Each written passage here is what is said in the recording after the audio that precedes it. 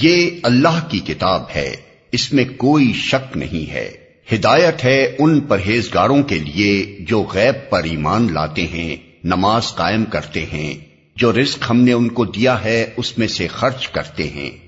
الف لام میم، یہ حروف مقطعات قرآن مجید کی بعض صورتوں کے آغاز میں پائے جاتے ہیں۔ جس زمانے میں قرآن مجید نازل ہوا ہے اس دور کے اسالیب بیان میں اس طرح کے حروف مقطعات کا استعمال عام طور پر معروف تھا۔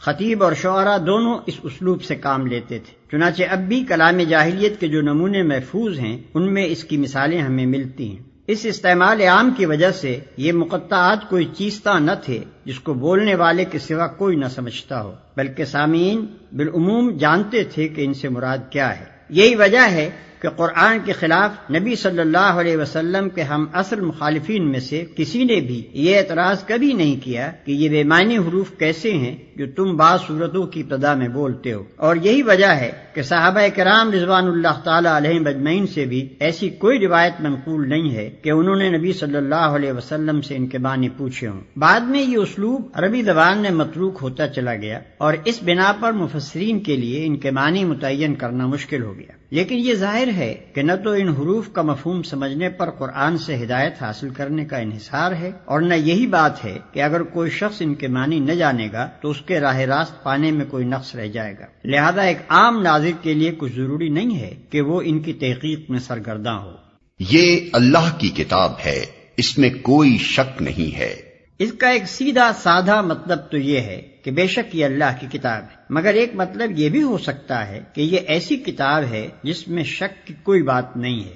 دنیا میں جتنی کتابیں امور ما بعد طبیعت اور حقائق ما برائے ادراک سے بحث کرتی ہیں وہ سب قیاس و گمان پر مبنی ہیں، اس لیے خود ان کے مصنف بھی اپنے بیانات کے بارے میں شک سے پاک نہیں ہو سکتے، خواہ وہ کتنے ہی یقین کا اظہار کریں۔ لیکن یہ ایسی کتاب ہے جو سراسر علم حقیقت پر مبنی ہے۔ اس کا مصنف وہ ہے جو تمام حقیقتوں کا علم رکھتا ہے، اس لیے فی الواقع اس میں شک کے لیے کوئی جگہ نہیں۔ یہ دوسری بات ہے کہ انسان اپنی نادانی کی بنا پر اس کے بیانات میں شک کریں۔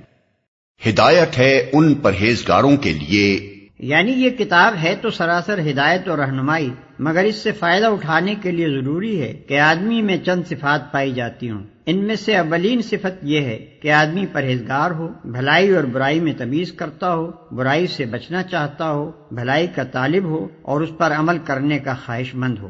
رہے وہ لوگ جو دنیا میں جانوروں کی طرح جیتے ہوں، جنہیں کبھی یہ فکر لاحق نہ ہوتی ہو کہ جو کچھ وہ کر رہے ہیں وہ صحیح بھی ہے یا نہیں، بس جدھر دنیا چل رہی ہو یا جدھر خواہش نفس دھکیل دے یا جدھر قدم اٹھ جائیں اسی طرف چل پڑتے ہوں، تو ایسے لوگوں کے لیے قرآن میں کوئی رہنمائی نہیں ہے۔